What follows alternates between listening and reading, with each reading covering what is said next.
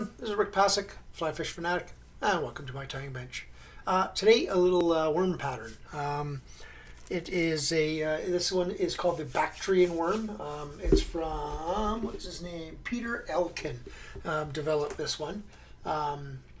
He's a southern fly tyer, so it's out of this book.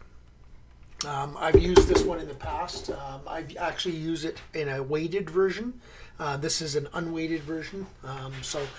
With this one, you can put a little bit of flat underbody flat lead, sticky back flat lead, if you want it to get down a bit faster. But simple tie, just takes a little bit of practice to get it right, but it's a pretty simple tie. So I'm just gonna, this is gonna have two ingredients. That's it. It's gonna be red Nanosilk or a classic waxed in red, and it's going to use Semperfli Worm Chenille in the fluorescent red. This one. That's it. That's all she is. So I'm just going to start my thread.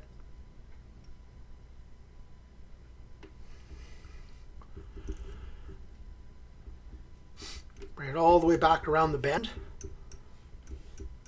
This one all the way back to about there, where it starts coming around the bend there.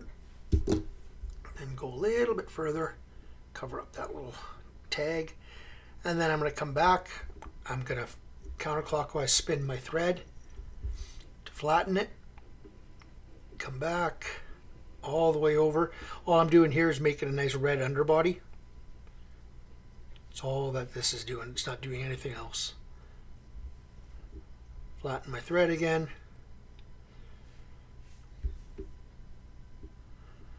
All the way up, all the way back to that bend where I stopped. Okay, and then I'm going to grab a piece of that Worm Chenille. I need about 3 inches or so for this pattern, give or take. First thing I do is just cut off a piece. First thing I do is I'll just cauterize that end, melt that end a little bit. Make sure that's dry. And then I want about 3/4 of an inch to an inch for a tail. Just going to hold that in there for now. Get out of my way.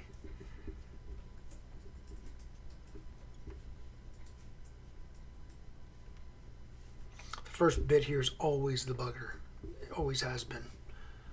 So just get that started, and once that's in there, you can really start cranking on it. That's why it's nice to use it's really nice to use a Nanosilk or a GSP, just so you can crank that down.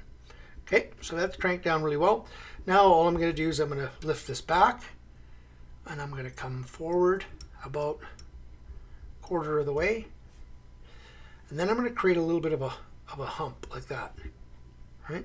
And then just gonna again pinch that, give that 3-4 wraps nice and tight, and then I'll just make sure I grab this and bring it back over top. Okay, creates a bit of a loop there. Really crank it on that. Bring that back, come forward to about there. Now I'm going to move my hook so it's a little bit flatter for me. Just makes life a little easier. And then I'm going to make this one a little taller. Okay, not a lot taller, just a little taller, just so it looks doesn't like it looks natural. It doesn't look forced, right? It doesn't look exactly the same. Crank that down really well. Again, make sure that's centered. Go in front. Take your whip finisher. Whip finish in front there. Cut that off. Cut off this about the same length as the back, give or take. So let's just say there. Same, cauterize that end so it doesn't fray on you. And you're finished. That's it. I'll just zoom out a bit so you guys can see that a bit better. There, that's it. That's the worm. The Bactrian Worm, really weird looking, but has done really well in throughout well, throughout the world, but throughout Great Britain in competitions and stuff, they were using this. I'm not sure if it's been banned or not, but I know that at one point they were talking about banning things like this. So, but yeah, that's the worm. Really simple, easy to use, and like I said, I'll put some underbody flat lead, or even in between the two circles, I'll put in like between the two humps here, like in here and in here, I'll put a bead, and then I'll just when I first put it on, I'll just make sure I put thread dams in front and behind the beads. That way they don't move. Put a red bead there and a red bead there. That'll help it sink. Or like I said, underbody flat lead. So, well, like I said, hope you guys enjoyed that one. Super simple tie, really basic.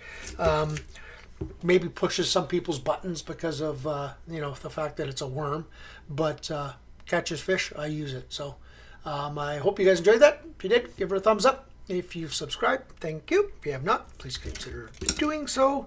And we'll see you on the next time video. Tie lines.